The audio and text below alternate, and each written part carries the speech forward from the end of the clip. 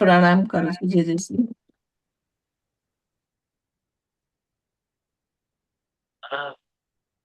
चिंता संतान हंतारो यत्पादाम्बुजरेण श्रेयानान्तान्निजाचार्यान् प्रणमामि मुहुर्मुहुः यदनुग्रहतो जन्तुः सर्वदुःखातिगो भवेत् तमहं सर्वदा वन्दे श्रीमद्वल्लभनन्दनम् अज्ञानतिमिरान्धस्य ज्ञानाञ्जनशलाकया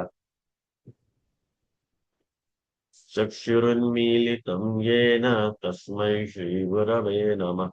नमामि हृदये शेषे लीलाक्षिराब्धिशायिनम् लक्ष्मीसहस्रलीलाभिः सेव्यमानं कलानिधिम् चतुर्भिश्च चतुर्भिश्च चतुर्भिश्च त्रिभिश्च ऊर्ध्वे विराजतेयोऽसौ जये मम।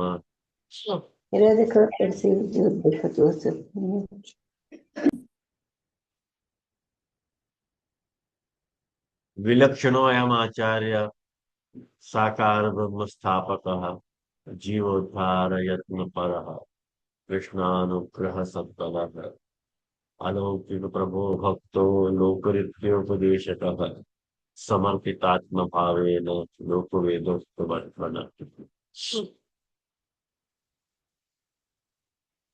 व्यासादेश આપણે ગુસાઈજીનું વ્યાખ્યાન વાંચી રહ્યા છીએ. 7મા પોઈન્ટ ઉપર આપણે આવી ગયા છીએ અને અત્યાર સુધી આપણે જે શરણાગતિના 6 અંગોની વાત ન્યાસાદેશમાં બતાવવામાં આવેલી કે સર્વધર્મ ત્યાગ, અકિંચનતા, દીનતા, મારાથી અન્યનો ભજન અને એની અપેક્ષા રાખવાનો નિષેધ, દુસ્સાધ્યકારીની ઈચ્છા અને પ્રયત્નનો ઉપશમન અને ધર્માંતરના સંબંધમાં બ્રહ્માસ્ત્ર ન્યાય, આ 6 વાત સમજાવવામાં આવી હતી. અને એના અનુસંધાનમાં આપણે 1, 2, 3 અને 4 ચોથી વાત સુધી આપણે આવ્યા છીએ. હા, બોલો નિશાબેન. જય જય શ્રી દંડવત પ્રણામ કરું છું. વ્યપોઢમ નો અર્થ શું થાય? હા, વ્યપોઢમ મદ વ્યપોળમ ઇતર એટલે ભજન દૂર કરવું. દૂર કરવા. હા, દંડવત પ્રણામ છે. અને આજે આપ ચોદના અને નોદના નો અર્થ હા લાસ્ટ હા ટાઈમ કર્યો. હા, આજે લેવાનું છે. હા, આજે દંડવત પ્રણામ. તો એ વાત આપણે જે 7મો પ્રસંગ ચાલતો હતો, 7મો પોઈન્ટ આપણે એના ઉપર વિચાર કરતા હતા, એમાં શ્રી પ્રભુચરણ શ્રી ગુસાઈજી આજ્ઞા કરે છે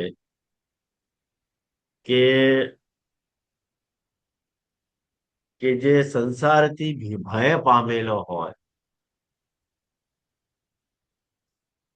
એ પુરુષને ભગવાન મહાત્મ્યનું જ્ઞાન શરણાગતિમાં પ્રતિબંધક નથી, કિંતુ પ્રત્યુત તેનો સાધક ની વાત આવી રહી છે એમાં. તો આવા તાત્પર્યથી કહી રહ્યા છે મદિતર ભજન અપેક્ષણમ વા વ્યપોરમ. મારા સિવાય એટલે મારાથી કોઈ બીજા, મારા કરતા કોઈ બીજા પાસેથી અપેક્ષા અને બીજાનો ભજન બંનેનો વ્યપોઢમ એટલે દૂર કરી છે. આ શરણાગતિનું અંગ છે. તમે કોઈની શરણાગતિ સ્વીકારવી હોય તો તમારે સૌથી પહેલા આ 2 વાત સ્વીકારવાની રહી.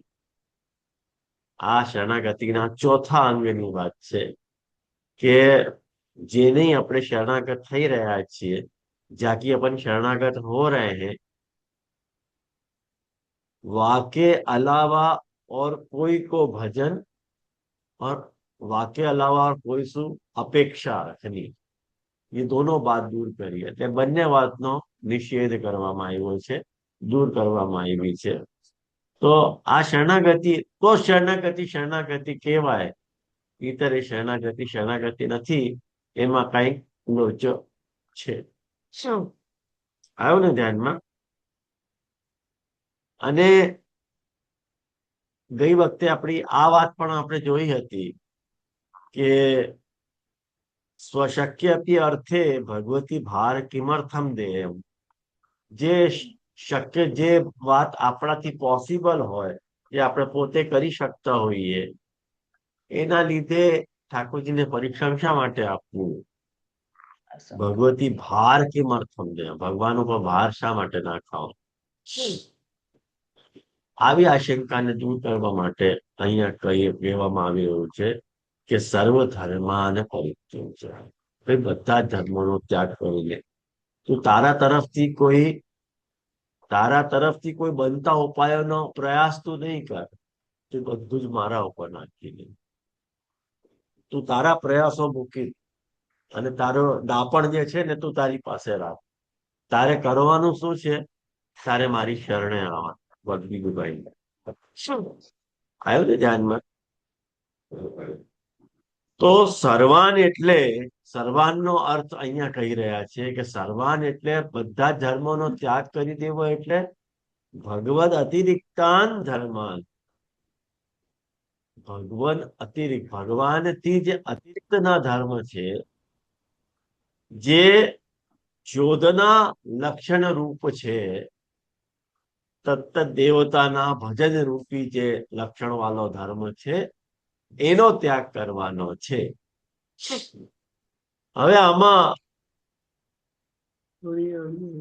ચોદના શબ્દથી શું સમજ્યા તમે? ચોદના લક્ષણ એટલે આ વૈદિક શબ્દ છે. સૌથી પહેલા તો લખો, આ વૈદિક શબ્દ છે. અને જે આપણને આ બોધ કરાવે છે કે આપણું કર્તવ્ય શું છે. આપણો કર્તવ્ય શું છે? એટલે આ મનુષ્યની બુદ્ધિને દિશા દેખાડે છે. જે આપણા ઇન્દ્રિયોની જે પહોંચ છે એનાથી બહારની વાત છે. જ્યાં સુધી આપણી ઇન્દ્રિયો પહોંચી શકતી હોય, એનાથી બહારની જે દિશા છે, એ દિશાનું જ્ઞાન જે ધર્મ કરાવતો હોય, એને ચોદના લક્ષણ વાળું ધર્મ કહેવાય. અને જે નોંધના છે, નોંધનાનો અર્થ હોય ભૌતિક રૂપથી કોઈ વસ્તુને ધકેલનો ભાષા શબ્દ, હિન્દી શબ્દ, એટલે ગુજરાતીમાં એને શું કહેવાય? ધક્કા મારવું. ધકેલવાને શું કહેવાય ગુજરાતીમાં? મારી ગુજરાતી વીક જ છે. ધકેલવું જ કહેવાય.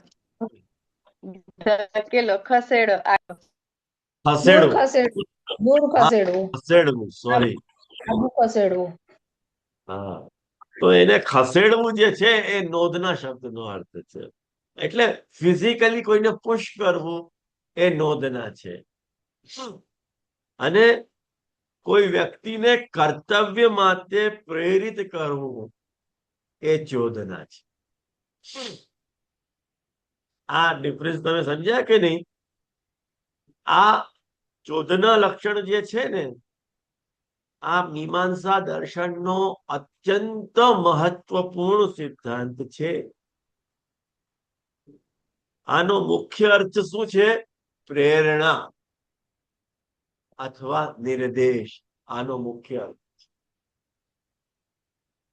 એટલે જે જૈમિની ઋષિ હતા, જેને મીમાંસાના સૂત્રો બનાવેલા, આ જૈમિની ઋષિ આજ્ઞા કરે છે કે ચોદના લક્ષણો અર્થો ધર્મ. એટલે આનો અર્થ સિમ્પલ ભાષામાં આપણે સમજવું હોય તો કેવી રીતે સમજીએ? આનો શાબ્દિક અર્થ કે કોઈ વ્યક્તિને કોઈ કાર્યમાં પ્રવૃત્ત કરવું, પ્રેરિત કરવું કે આજ્ઞા આપવી, અને આનો દાર્શનિક અર્થ શું હોય? આનો દાર્શનિક અર્થ પણ છે ચોદનાનો. ચોદનાનો દાર્શનિક અર્થ શું છે? ચોદનાનો દાર્શનિક અર્થ એ છે કે વેદોના જે વાક્ય છે, તમે વેદના વચનો કોઈ દિવસ જોયા છે? વેદના વચનોના દર્શન કર્યા છે? આજે ઉપનિષદ છે ને, ઉપનિષદના વાક્યો બધા વેદના જ વચનો છે. તો જે વેદના જે વચનો છે એમાં એમાં વિધિનો ઉપદેશ આવે છે અને નિષેધનો ઉપદેશ આવે છે કે તમારે આ વસ્તુ કરવી જોઈએ અને આ વસ્તુ ના કરવી જોઈએ. તો ચોદના જે છે એ શબ્દ શક્તિ છે જે મનુષ્યને ધર્મના માર્ગ ઉપર ચાલવાની પ્રેરણા આપે છે. હવે ટૂંકમાં સમજી ગયા હશો તમે કે હું શું કહેવા માંગી રહ્યો છું, બરોબર?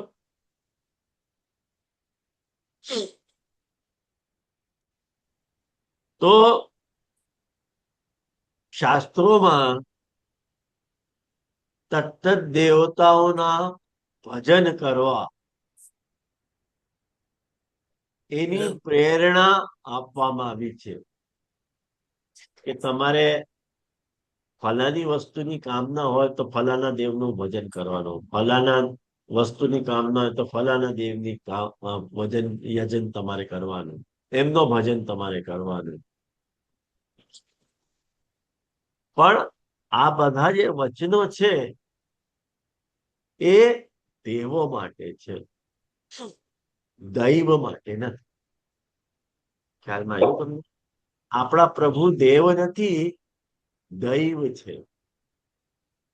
એટલે જેમાં 10 અર્થો હોય, 10 અર્થો વાળા સ્વરૂપ, 10 સ્વરૂપ બિરાજતા હોય. એટલે દીવ ક્રીડા, વિજિકિષા, મોદ, મદ, સ્વપ્ન, ગતિ, કાંતિ, વ્યવહાર વગેરે વગેરે. આજે તો ટાઈમ નથી કે તમને એ બધા, કોઈ વખત પુસ્તક હોય તો તમને 10 અર્થ સમજાવીશ, કારણ કે આજે એ સમજાવીશ તો પછી વિષયાંતર થઈ જશે. તો આપણા પ્રભુ દેવ નથી, દૈવ છે. એટલે અંતઃકરણ પ્રબોધગ્રંથમાં પણ મહાપ્રભુજી આજ્ઞા કરે છે કે અંતઃકરણ મધવાક્યમ સાવધાન તયા શૃણુ, કૃષ્ણાત પરમ નાસ્તિ દૈવમ. એ દૈવમ શબ્દ વાપરી રહ્યા છે મહાપ્રભુજી, દેવ શબ્દ નથી વાપરી રહ્યા. તો દૈવમ શબ્દનો અર્થ શું હોય? કે જેમાં 10 અર્થો સહિત, દૈવ શબ્દના 10 અર્થ હોય છે. એ 10 અર્થ વાળા પ્રભુ ના આપણે સેવક છીએ. તો એ જે સર્વધર્મના ત્યાગની વાત પ્રભુ અર્જુનને કરી રહ્યા છે, એ કયા ધર્મની, એ કયા નોદના, કયા ચોદના ધર્મની? જે લક્ષણ અન્ય દેવો માટે વપરાય છે, જે યજન કે જે ભજન અન્ય માટે કરવાનું છે, એનો તમારે ત્યાગ કરવાનું છે. કારણ કે જયારે તમે કૃષ્ણની શરણાગત થઈ રહ્યા છો તો ત્યારે કૃષ્ણ સિવાય તમારે અન્ય બધા જ દેવી કે દેવતાઓના ભજનનું તમારે ત્યાગ કરવો જોઈએ. તો તમે શરણાગત, નહીં તો તમે શરણાગત નહીં. ખ્યાલમાં આવ્યું ને? આમાં કઈ પૂછવું હોય તો પૂછી શકો છો, ના પૂછો તો વધારે સારું. જીજી દંડોત પ્રણામ. અચ્છા, ઠીક છે, પૂછી લઈએ. જીજી, દેવદૂતાના સંદર્ભમાં તો શરણાગતિનો કેસ બહુ રેર મળે, પણ લોક વ્યવહારની અંદર આપણે વ્યક્તિઓનો આશ્રય કે લોક વ્યવહારની અંદર જોવા મળતો હોય છે, મેજોરિટી વધારે પોસિબિલિટી એમની ખરી, તો એ પણ એક અન્યાશ્રયનો ભાગ ગણાય કે કેમ? દાખલા તરીકે કે માની લો કે સારા કુળમાં રહીએ છે અથવા સારું ફેમિલી છે, તો આપણે એનું અભિમાન હોય કે ભાઈ મારું બહુ સારું ફેમિલી છે, સારું કુળ છે, તો હું બધું કરી શકવા સમર્થ છું એમ. કે સારી ડિગ્રી હોય, XYZ એમ, જે હરિરાયજી સૂક્ષ્મ અન્યશ્રય બતાવે છે જે, તો એ તો મેજોરિટી હરેક જીવની અંદર તો થોડા ઘણા તો રહેવાના જ એમ. તો એ સંદર્ભમાં શું સમજવું? કેમ કે ક્યારેક કાયાથી, ક્યારેક વાચિક, ક્યારેક માનસિક એ ક્યાંય કે અન્યાશ્રયનો ભાવ થોડો ઘણો થઈ જતો જ હોય છે. જે એ બધી બાબતો છે ને ચિરાગ, હા એ બધી નાની મોટી બાબતો છે. એ આટલી ગંભીર, આટલી નાની નાની વાતો ઉપર અન્યાશ્રય ભંગ થઈ જાય એવું નથી. એ તો તમને એવું ભાન થતું હોય કે મારો પરિવાર સારો છે, શ્રેષ્ઠ છે, તો એને અભિમાન થોડી કહેવાય.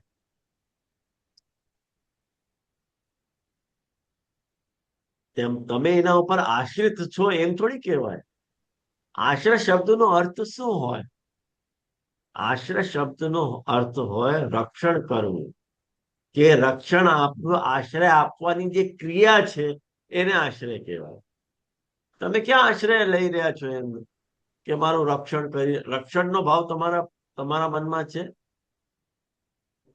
જ્યારે તમારા મનમાં રક્ષણનો ભાવ ઉત્પન્ન થાય કે આના થકી મારી રક્ષા થઈ રહી છે, ત્યારે અન્યાશ્રય ભંગ થાય. જ્યાં સુધી તમારા માટે કાર્યની પ્રધાનતાથી કોઈની આગળ તમે જો કાર્ય પ્રધાન છે કે દેવ પ્રધાન છે.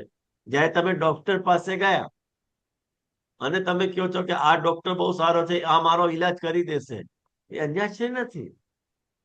કારણ કે તમે એની પાસે જઈએ જ એના માટે રહ્યા છો કે બીજો કોઈ ઈલાજ કરવા માટે પોસિબલ નથી, અવેલેબલ નથી.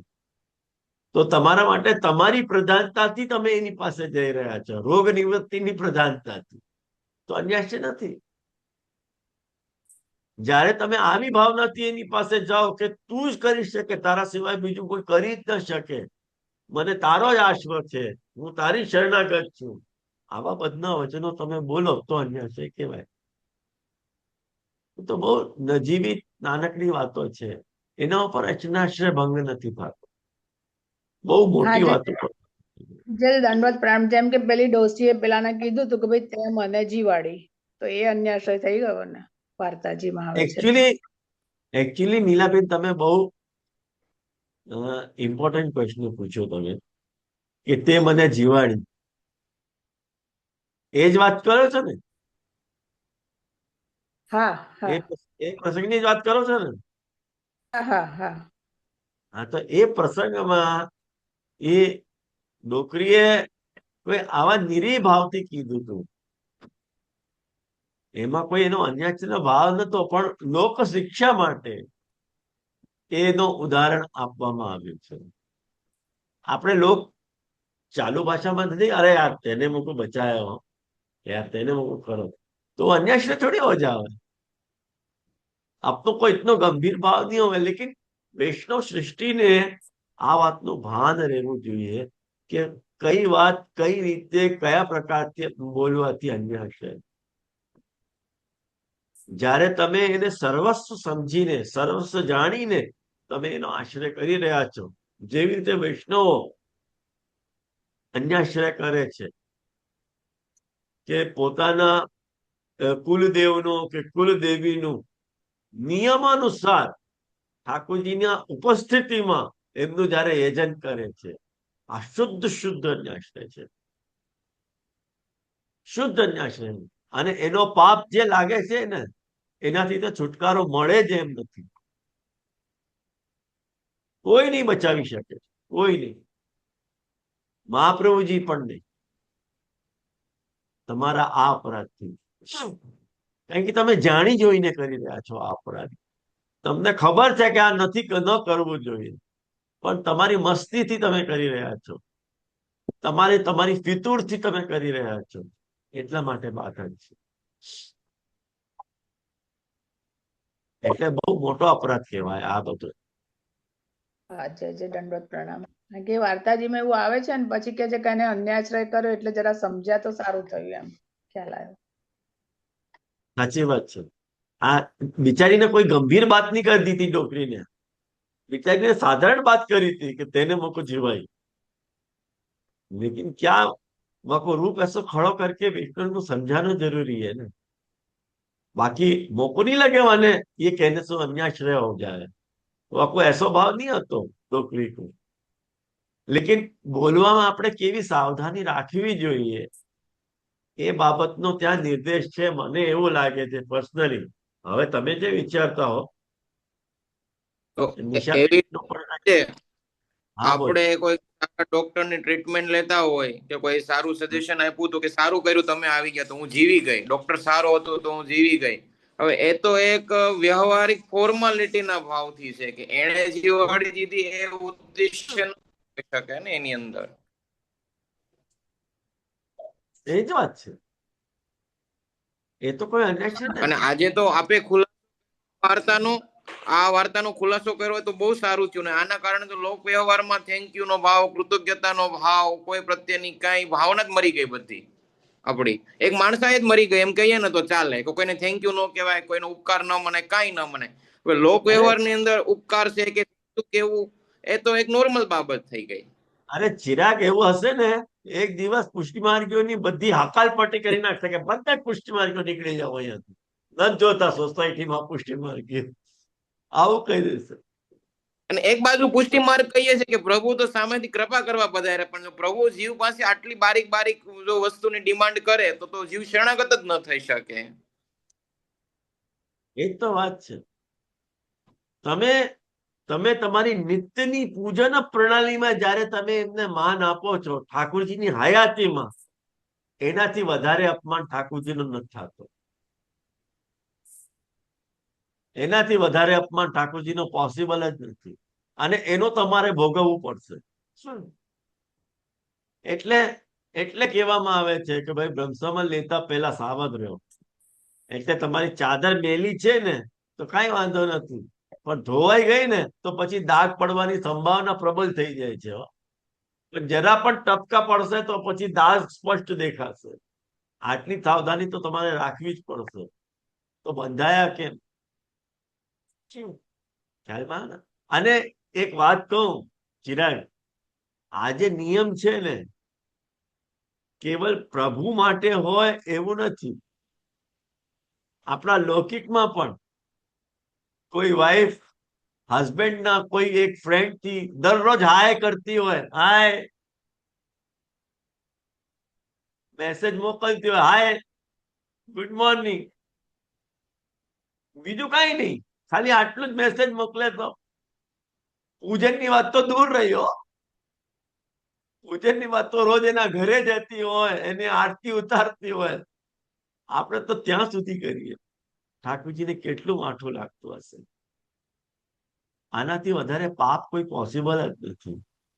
ઠાકોરજીનો અભિમાન ધોવાય એટલે ઠાકોરજી બહુ ગુસ્સે થાય છે. એટલા માટે આને ઠાકોરજી નંદરાયજીને પણ નથી છોડતા. નંદરાયજીને પણ અન્યાશ્રય થયો હતો તો અંબિકાવનમાં જયારે પૂજન કરવા પધાર્યા નંદરાયજી, તો એમને વરુણ લોકમાં ઘસીટીને લઈ ગયો પગ પકડીને. શા માટે એમને નંદરાયજીને ભોગવવું પડ્યું? અન્યાશ્રયના કારણે. ઠાકોરજીને સહન નથી થતું. હું છું ને, શાહરૂખની ફિલ્મ હતી ને મેં હું ને, મેં હું છું તો મને ગણો ને, મને કેમ અવોઇડ કરો છો તમે? એવી રીતે દરેક ઠેકાણે આપણે જયારે મહાપ્રભુજીના માર્ગમાં આપણે રહી રહ્યા છે તો મહાપ્રભુજીને વિચારવું જોઈએ કે મહાપ્રભુજી છે ને, મહાપ્રભુજી જે આજ્ઞા કરે એ જ કરવાનું, મહાપ્રભુજી જેની ના પડે એ નહીં કરવા.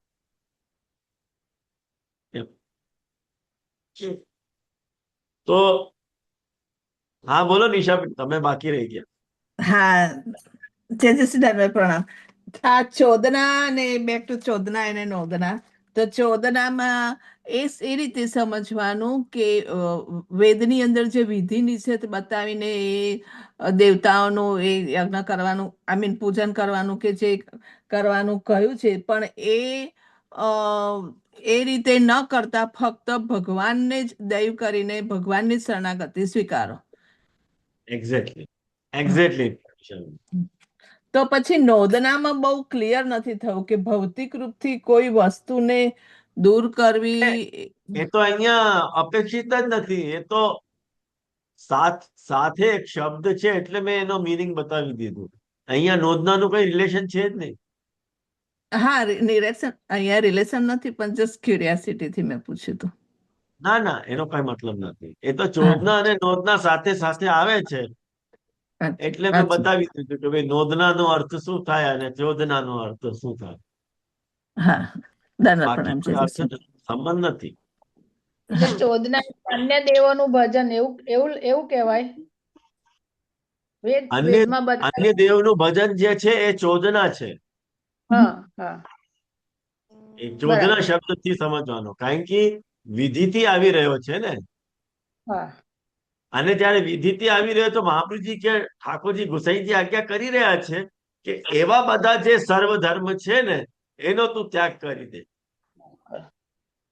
એવા બધા ધર્મોનો તું ત્યાગ કર.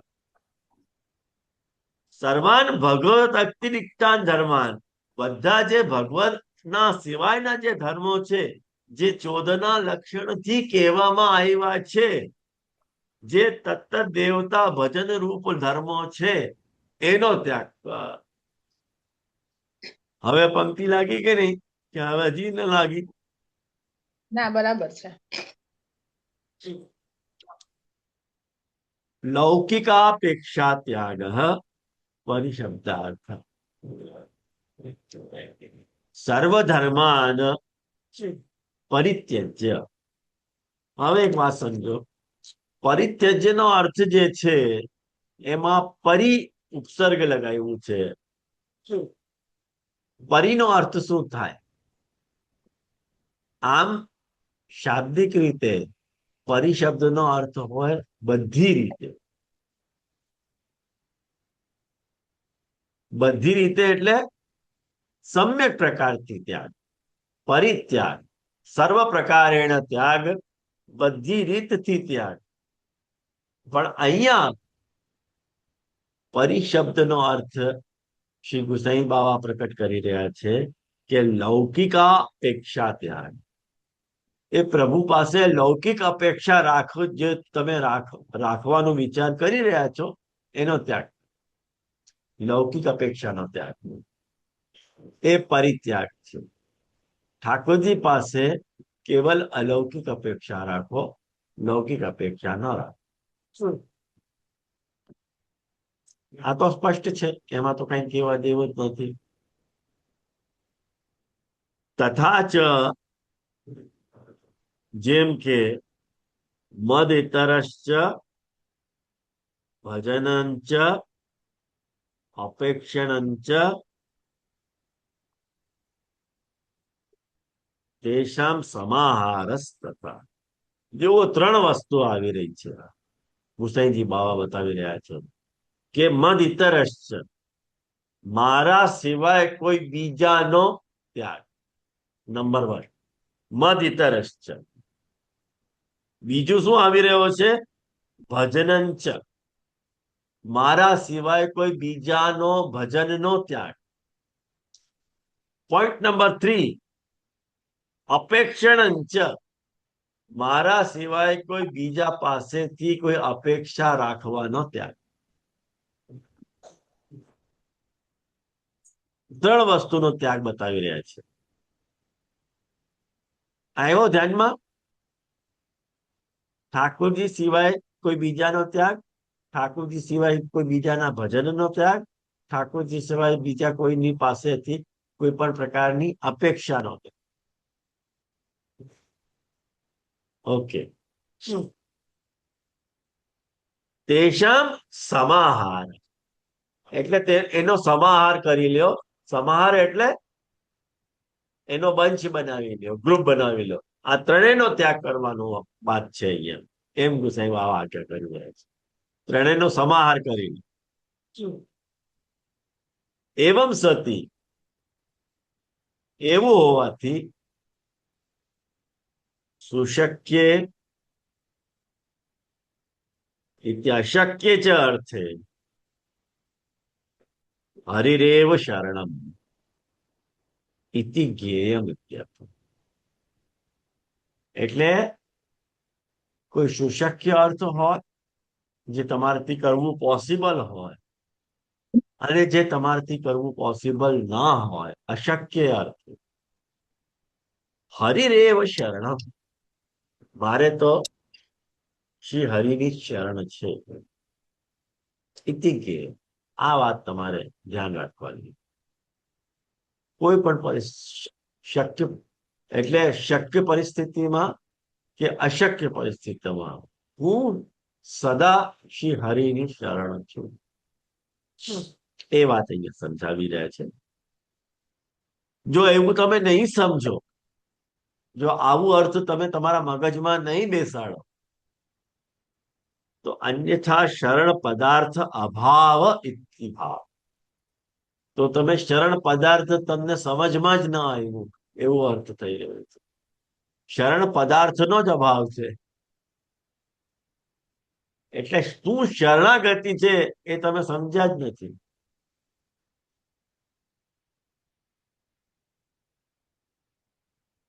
આ તો એવું થઈ જશે ને કે કોઈ વાઈફ હસબન્ડ ને કે તમારા મિત્રના ઘરે જવું મને બહુ ગમે છે, દરરોજ અલાઉ ન કરો તો વીકમાં 4-5 દિવસ તો અલાઉ કરો, 2-3 વખત તો અલાઉ કરો. એવું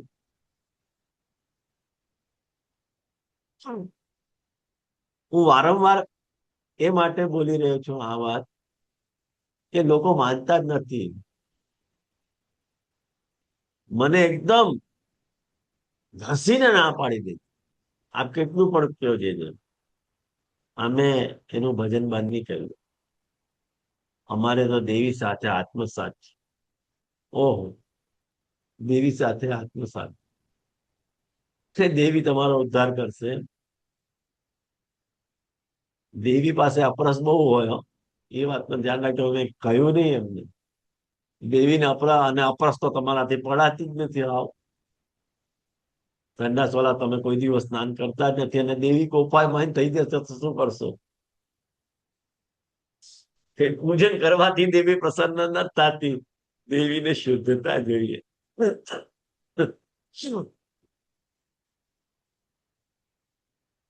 યદ્વા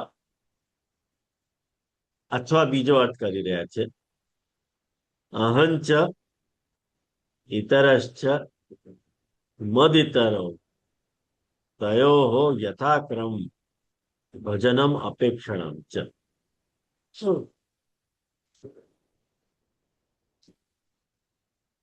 અથવા તો એવો અર્થ કરી લ્યો કે હું અને અન્ય અને બંનેનો ભજન અને બંનેની અપેક્ષાનો પરિત્યાગ. તયોઃ યથાકૃતમ ભજનમ અપેક્ષણં ચ. બે વસ્તુ છે, હું અને અન્ય, એનો ભજન અને એની અપેક્ષા. જુઓ, દ્વિવચન છે. અહમ ચ ઇતરશ્ચ મદ ઇતરૌ. મદ અને ઇતરૌ, હું અને બીજા. તયો, આ બંનેમાં યથાક્રમ ભજનમ અપેક્ષણ ચ. બંનેનું ભજન અને બંને પાસેની અપેક્ષા રાખી.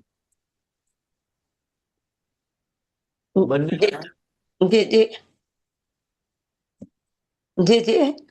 हाँ दंड इस थोड़ा सा ये लास्ट वाला जो दूसरा अर्थ है उसको हिंदी में बता दीजिए, हूँ अन्य अन्य उसको. यद्वा શું कह रहे हैं? मैं हाँ. और अन्य. अहम इतरश्च और मद इतरौ तयो. मतलब मैं और अन्य सब, मेरे अलावा जितने भी हैं वो, उन दोनों को यथाक्रम, जैसे क्रम हो है, भजन को भी त्याग करो और अपेक्षा को भी त्याग करो. भजनम अपेक्षणं च. ऐसे क्या? जी दंडवत प्रणाम. हाँ, दंडवत प्रणाम. हाँ जी बोलो, जी, बोलो. मद इतर का कंप्लीट अर्थ क्या होगा? मद इतर मतलब મારાથી બીજા. अच्छा, મારાથી બીજા કોઈ હોય ને એને મદ ઇતર. મારા સિવાય બીજા કોઈનો. મારા સિવાય કોઈ બીજા. ઓકે.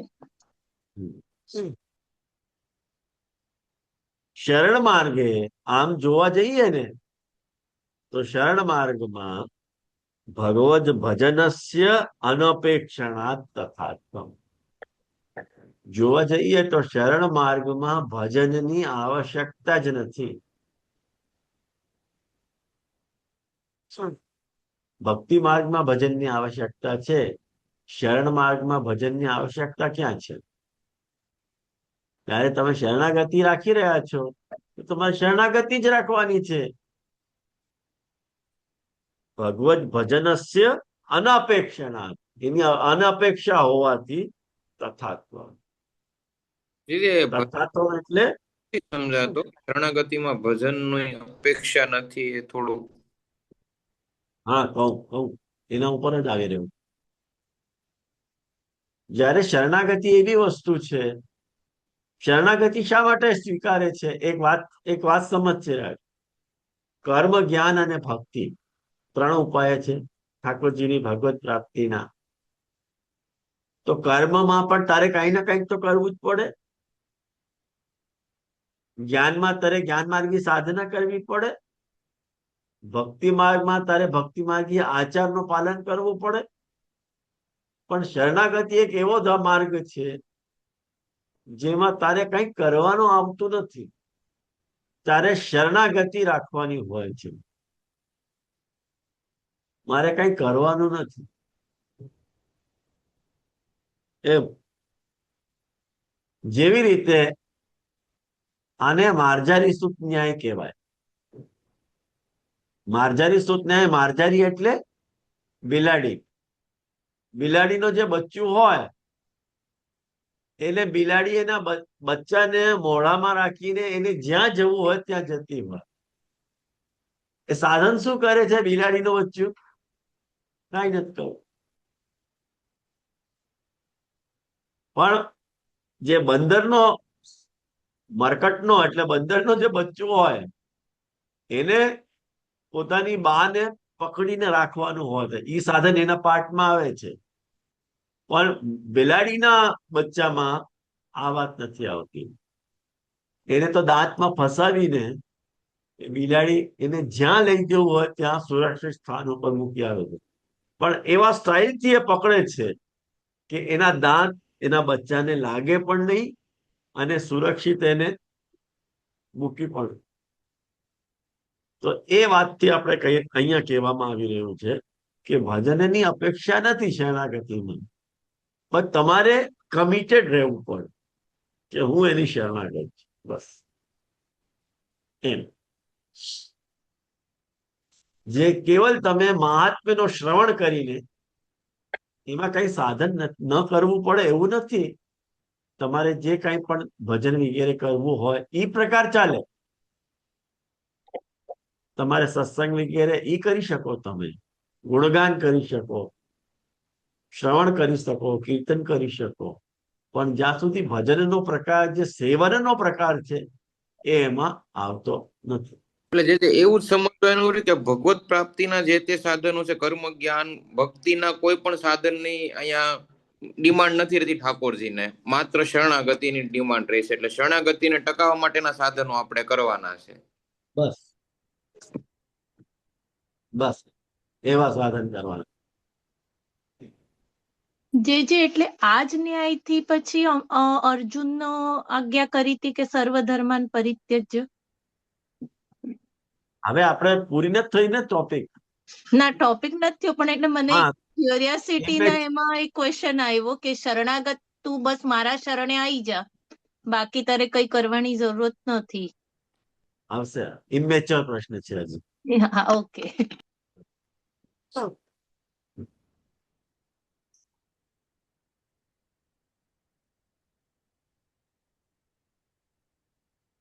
ચરણ માર્ગે ભગવદ ભજનસ્ય અનપેક્ષણા તથાત્વ.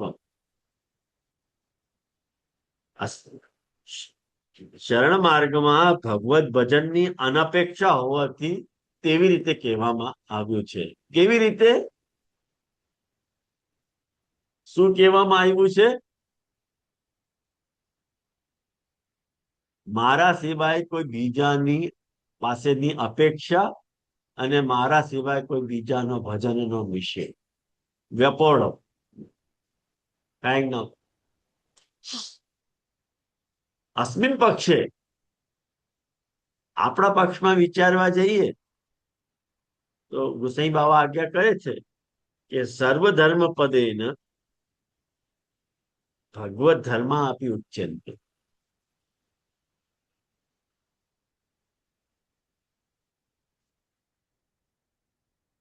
સર્વધર્મ પદથી ભગવત ધર્મ પણ સમજી લેવો, ભગવત ધર્મનો પણ ત્યાગ. આ ગુસાઈજીની પંક્તિ મને સ્પષ્ટ નથી, અસ્પષ્ટ છે મને. એટલે એ પંક્તિના વિષયમાં કઈ મને પૂછતા નહીં, મને પોતાને શંકા છે.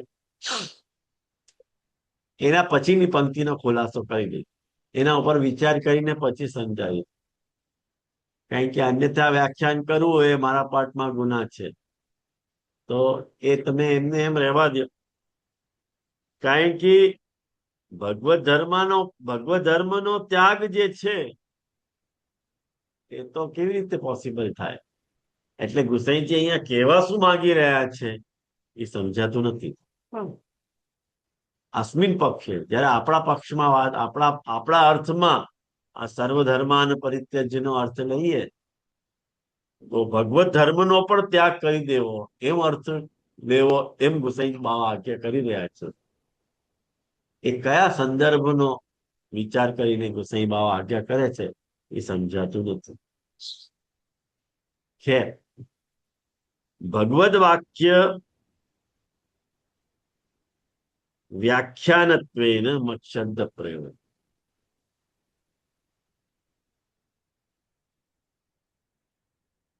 તદિતિવ.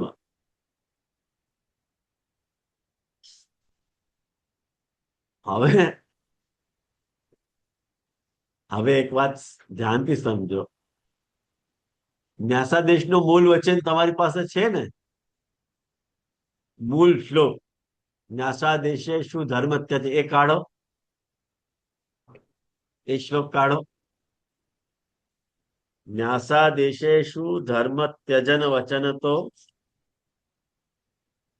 અકિંચનાધિક્રિયોક્તા કાર્પણ્યમ વા અંગમુક્તમ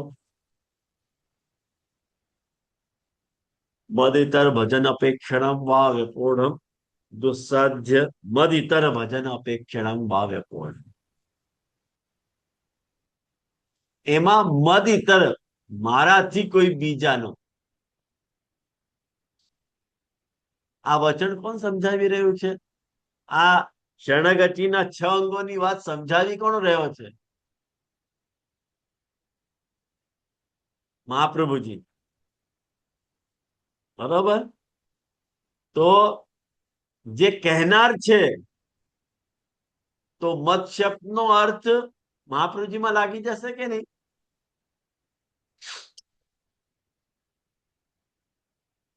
કહેનારમાં યોજાશે કે નહીં? મદિતર એટલે મહાપ્રભુજીના સિવાય, એમ અર્થ થઈ જશે. કોઈ એવો અર્થ ન કાઢી લે. એનો ખુલાસો ગુસાઈજી અહીંયા કરી રહ્યા છે કે ભગવદ વાક્ય વ્યાખ્યાન એના મત શબ્દ પ્રયોગ. ભગવદ વાક્યોનો વ્યાખ્યાન આપશ્રી કરી રહ્યા છે એટલે મત શબ્દનો પ્રયોગ કર્યો છે, અન્યથા તદ શબ્દનો પ્રયોગ કરવો જોઈએ. તદ વાત કોઈને કેટલું સમજાયું મને ખબર નથી. नहीं समझा जी। સમજાયું છે જે. नहीं, समझ मुझे पड़ी। थोड़ा, मुझे नहीं समझा महाप्रभु जी, ये शंका थी क्या? जी जी, हाँ बोलो. ये जो गुसाइन जी बोल रहे हैं कि महाप्रभु जी के सिवाय वैसा नहीं सोचना चाहिए, वैसा बोल रहे हैं ना? नहीं, महाप्रभु जी ने वैसे ही व्याख्यान किया है ना. हाँ मदितर भजन अपेक्षणम वा व्यपूढ़म. हाँ, तो मदितर नहीं कहना चाहिए तो महाप्रभु जी को अच्छा वैसा, तदितर कहना चाहिए तो. ओके, अच्छा समझा जी। मदितर क्यों कही भाई? मदितर मतलब महाप्रभु जी के, महाप्रभु जी से अलावा हाँ अन्य को भजन और अपेक्षा को त्याग, ऐसा थोड़ी अर्थ है. अच्छा, ठाकुर जी के शु अन्य जो है वासु अपेक्षा और वाक्य भजन के त्याग की बात चल रही है। महाप्रभु जी आपने आपको क्यों ला रहे हैं बीच में भाई? गुसाई जी कह रहे हैं कि भाई कंफ्यूज मत हो जाओ, ठाकुर जी के वचन को व्याख्यान कर रहे हैं, वह आशेषु मत शब्द को प्रयोग कर दिया है वह आवेश में, अन्यथा तत् शब्द को अर्थ करना चाहिए। दंडोत प्रणाम जी, आप क्लियर हो। अब क्लियर हुआ ना? आप लोगों के अनुवाद में है ये बात? अनुवाद में अनुवाद लिखी है हुई ही है ये बात?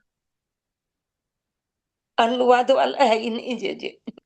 आप लोगों के पास नहीं है अनुवाद? नहीं, नहीं, बहुत सारे इनके पास अनुवाद है यहाँ पे। वो गुजराती का होगा तो मेरे पास हाँ, नहीं गुजराती वाले ही कह रहा हूँ मैं। है। हाँ, नहीं बहुत सारे लोग अनुवाद लेके भी बैठे हुए हैं साथ में। नहीं जे पर आप अभी संस्कृत से समझाते हो ना तो वो अच्छे से समझ में आता है। बहुत बढ़िया, थैंक्स रेखा बेन, बहुत राखी बेन। बहुत સુંદર સમજાવો છો જે એક એક શબ્દ અલગ કરીને લો છો ને સંસ્કૃતનું, એટલે હવે हाँ, સંસ્કૃત સમજવા લાગે છે ધીમે ધીમે. अरे वाह, थैंक्स अ लॉट। तो જે તમ થેન્ક યુ નહીં કહો, અમે તમને થેન્ક યુ કહીએ છીએ. એ અમારા સદભાગ્ય છે કે તમે ગુરુ રૂપે મળ્યા છો. हाँ, तो હવે આજે 8મો આપણે પ્રારંભ કરી દઈએ। 8મો વચન હજી છે આપણે પાસે, 10 મિનિટ તો છે હજી આપણે પાસે, થોડી ઘણી પંક્તિ તો થઈ જ જશે। નनु પાપ અભાવાર્થમેવ શરણાગતિ કથનમ ચેત તદા પ્રાયશ્ચિત્તાદિના એવ તત્સંભવે પુરુષાર્થ રૂપ શરણગમન ઉપદેશો અયુક્ત इति अरुच्या तात्पर्यांतरम दुस्साधिच्छा उद्यमो। હવે શંકા ઉઠાવી રહ્યા છે નનુ, ઠાकुरजीના શું વચનો છે? મૂળ શ્લોક યાદ કરો, સર્વધર્માન પરિત્યજ્ય મામેકમ શરણમ વ્રજમ અહમ ત્વા સર્વ પાપેભ્યો મોક્ષેષ્યામ, હું તને બધા જ પાપોથી છોડાવીશ, એમ કે છે ને ઠાકોરજી। તો શંકા કરનાર કોઈ વ્યક્તિ એમ કે છે કે જો પાપના નાશ માટે કે પાપના અભાવ માટે જો ઠાકોરજી શરણાગતિ કરવાનું કહેતા હોય, આજ્ઞા કરતા હોય, તો આ ઠાકોરજીની વાત ખોટી વાત છે ભાઈ। કેમ? એટલા માટે કે તો પ્રાયશ્ચિત આદિ કરવાથી પણ તો પાપ મટી શકે છે, એમાં વ્યર્થમાં શરણાગતિ શા માટે કરીએ? પ્રાયશ્ચિત છે કે નહીં? પ્રાયશ્ચિત કરી લેવું, અને પછી જો પાપ થઈ જાય તમારાથી તો પ્રાયશ્ચિત કરી લેવું અને તમારે પાપથી નિવૃત્તિ થઈ જશે, એમાં વ્યર્થમાં શરણાગતિ શા માટે સ્વીકારવાની? તો તદા પ્રાયશ્ચિત્તાદિનેવ તત્સંભવે, પ્રાયશ્ચિત્તાદિથી પણ ઈ સંભવ છે। ઈ સંભવ છે એટલે પાપનો નાશ કે પાપનો અભાવ, ઈ સંભવ છે। ત્યારે પુરુષાર્થ રૂપ શરણગમન ઉપદેશ, જે પુરુષાર્થ રૂપ જે શરણગમનનો ઉપદેશ આપી રહ્યા છો એ અયુક્ત છે, બરોબર નથી। જ્યારે એવી કોઈ શંકા કરે, ઇતિ અરુચ્યા, એ વાત પસંદ ના આવી ગુસાઈજીને, અને એનો બીજો તાત્પર્ય સમજાવી રહ્યા છે કે ભાઈ તમે સમજ્યા નહીં, અમે શું કહેવા માંગી રહ્યા છીએ। દુસ્સાધ્ય ઈચ્છા ઉદ્યમો વા ક્વચિત ઉપશમિતો, એટલે ઠાકોરજી જે છે આપણી જે દુસ્સાધ્ય ઈચ્છાઓ છે, અને એ દુસ્સાધ્ય ઈચ્છાઓને પૂરી કરવાના આપણા જે કાંઈ પણ પ્રયાસો છે, ઉદ્યમ, બધાનો ઠાકોરજી ઉપશમન કરી દે, સ્ટોપ। આવ્યું સમજમાં? ઇતિ એ વાત આવી રીતે કનેક્ટેડ છે. આ આમ તો આ જે સર્વ અહીંયા પાપે અપુરુષાર્થ રૂપ કેમ કીધું છે હે? અને એનો મતલબ શું અપુરુષાર્થો રૂપ? અપુરુષાર્થ નથી કીધું. તત્સંભવે અપુરુષાર્થ રૂપ શરણગમનોપદેશો. ક્યાં આવી રહ્યું છે? છે ને જે નનુ પાપા ભાવાર્થ મેં એના નીચેની લાઈનમાં તત્સંભવે. તત્સંભવે પુરુષાર્થ રૂપ શરણ ગમન ઉપદેશો. આઈડિયાની આ પીડીએફ માં હતો તો મારી પ્રિન્ટમાં મારામાં પણ પ્રિન્ટમાં છે. મારામાં પણ. હા, એવી નથી. અપુરુષાર્થ PDF રૂપ में લખેલું છે. है PDF. એવું સંભવ હોવા જો હોય તો એ પરિસ્થિતિમાં પુરુષાર્થ રૂપ જે શરણ ગમનનો જે ઉપદેશ છે એ અયુક્ત છે એમ કહેવા માંગી રહ્યા છે. जी તો मेरे જે અમે मेरे पास અમે मेरे पास delete पिता विराज उसमें पुरुषार्थ रूपा ही कहो है।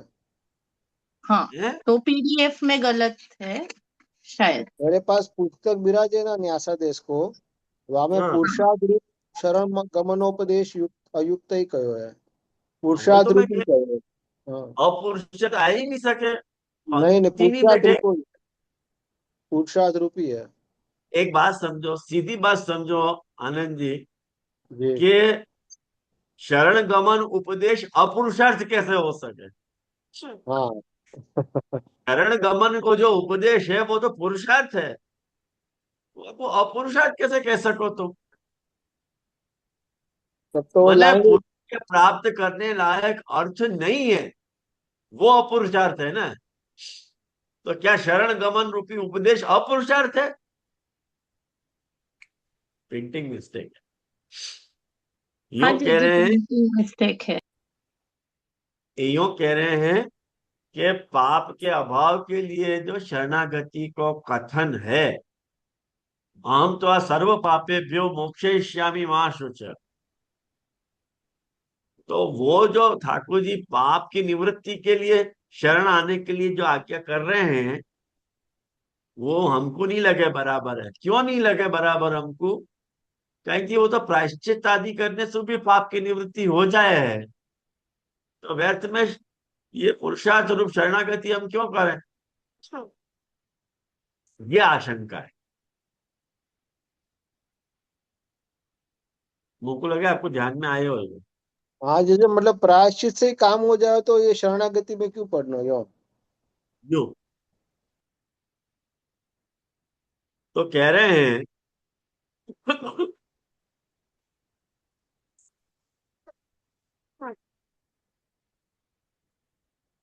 भगवद अंगीकार अनंतरम, भगवान के अंगीकार करने के बाद पाप संभावनैव न, पाप की संभावना ही नहीं, पाप संभावनैव न, कदाचित संभव है, जो कदाच कोई पाप रह जाए, चलो तत्संभव है मतलब पाप संभव है. कदाचित पाप संभवे भी प्राचीन प्रारब्ध से, जो तुम्हारा प्राचीन प्रारब्ध है, प्रारब्ध को अर्थ जानो ना, प्रारब्ध को अर्थ क्या हो? प्रकर्षेण आरब्ध, अच्छी तरह से तुमको फल देने के लिए जो शुरू हो गयो है वहां को अपनो प्रारब्ध कहेवाय. सारी रीते जे शुरू थयो छे, आरब्ध એટલે આરંભ થયો છે, પ્રારબ્ધ એટલે બહુ સારી રીતે જે પ્રારંભ થઈ ગયો છે, આરંભ થઈ ગયો છે એને પ્રારબ્ધ કહેવાય. એ પાપ રૂપી ફલ કે પુણ્ય રૂપી ફલ, પ્રારબ્ધ બંને હોઈ શકે, પાપ પણ હોઈ શકે અને પુણ્ય પણ હોઈ શકે. તો તમારા કોઈ પ્રાચીન એવા કોઈ પ્રારબ્ધ હોય જેના લીધે તમને એવું લાગતું હોય, પણ ગુસાઈજી આજ્ઞા કરે છે કે એ તમારા પ્રાચીન જે પ્રારબ્ધ છે ને એ જે પાપ છે ન પ્રાયશ્ચિત આદિના નિવૃત્તિ, એ પ્રાયશ્ચિતથી નિવૃત્તિ નથી થતા. કિંતુ ભગવતે, ભગવાનથી જ થાય છે. એવમ સતી, એવું હોવાથી તરતી બ્રહ્મ હત્યા યો અશ્વમેઘેન યોજતો. આ ગુસાઈજી જે છે કૃષ્ણ યજુર્વેદની તૈત્રી સંહિતામાંથી આ વચન કોટ કરી રહ્યા છે. શું વચન છે? કે બ્રહ્મ હત્યામાંથી તરી જાય છે વ્યક્તિ જે અશ્વમેઘ યજ્ઞ કરે છે. આનો સંદર્ભ અહીંયા શું છે એનો વિચાર આપણે એક ક્લાસમાં કરશું. આજે અહીંયા રાખીએ. બરોબર? બીજું કઈ પૂછવું છે? ના જીજે. जीजी प्रणाम। ये जो हाँ। कौन सा लिखा है ना शतपथ, वो पूरा नहीं समझ में आया। शतपथ, वाह, कहाँ लिखो है शतपथ? वो है ना 12, 3, 1, 1, वो पीडीएफ में है। में तो नहीं है. आप अनुवाद बांच रहे हो क्या? नहीं नहीं, वो जो आपने बोला ना पहले, તમે બોલ્યા ને કે તરતી બ્રહ્મ હત્યા યો અશ્વમેઘેન યજતે, એના પછીની લાઈનમાં છે ये तो શતપથ. तैतीस संहिता, ये शतपथ ब्राह्मण છે. अच्छा, ओके, शतपथ ब्राह्मण, ओके। हाँ, जी शतपथ जी प्रणाम। ब्राह्मण એ ગ્રંથ છે. એ ગ્રંથનું નામ છે શતપથ બ્રાહ્મણ. એના 5મા ખંડમાં 3જા પ્રપાઠકમાં 12મો અનુવાકનો પહેલો શ્લોક છે આ. जी जी जी પણ શતપથ બ્રાહ્મણ અહીંયા તો મૂળમાં તો નથી લખ્યું. તમે ક્યાંથી લઈ આવ્યા એવા? जी जी, पीडीएफ में है, ब्रैकेट में, ब्रैकेट में। ब्रैकेट में है। अच्छा, पीडीएफ में है. हाँ, ओके. मूल ग्रंथ में तो नहीं है, मेरे में भी नहीं है जीजे. भले तो उल्लेख दे दिया होगा हमें, ओके. तो आज यहाँ रखे. मेरा स्टिल हो गया का? हाँ, वीडियो स्टिल हो गया. हाँ, कोई बात नहीं, स्टिल रहने दो. मेरी आवाज सुनाई दे रही है? हाँ जीजे, क्लियर. हाँ ठीक है, चलो तो आश्रय को पद कर लें अपन. चढ़ईन चरणन केरो भरोसो, चढ़ईन चरणन के श्री वल्लभ नख चंद्र छटा बिन, सब जग माज अंधेरो भरोसो, चढ़ईन चरणन के साधन और नहीं कली में, जासु होय निबेर. सूर कहा कहे जीवदया दरो, बिना मोल को चेरो भरोसो, इन चरणन के. दंडोत प्रणाम जे जे। પ્રણામ हाँ, જય जय जय दंडवत प्रणाम। प्रणाम जीजे. प्रणाम जय जय नंद बाबू की जय जय दंडोत प्रणाम। दंडवत प्रणाम जय जय। કેમ છેલ્લે તમે વિડિયો ખોલ્યો? બોલે મેં प्रणाम આવું નહીં ચાલે હો, બધાએ શરૂઆતથી જ ખોલવાનો વિડિયો. હું ક્લાસમાંથી બહાર કરી દઈશ. પહેલો તો પણ આપ ચાલુ થઈ ગયો હતો ને ક્લાસ એટલે મેં પાછો બંધ કરી દીધો. ના, એવું નહીં રાખવાનું. ભલે ચાલુ થઈ ગયો તો શું થયું? લેટ તો લેટ, વિડીયો ચાલુ રાખવાનો. હા જે કાઢતા નહીં, રાખજો એમને.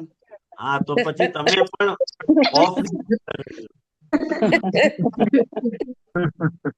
જે પંચાંગ પ્રણામ.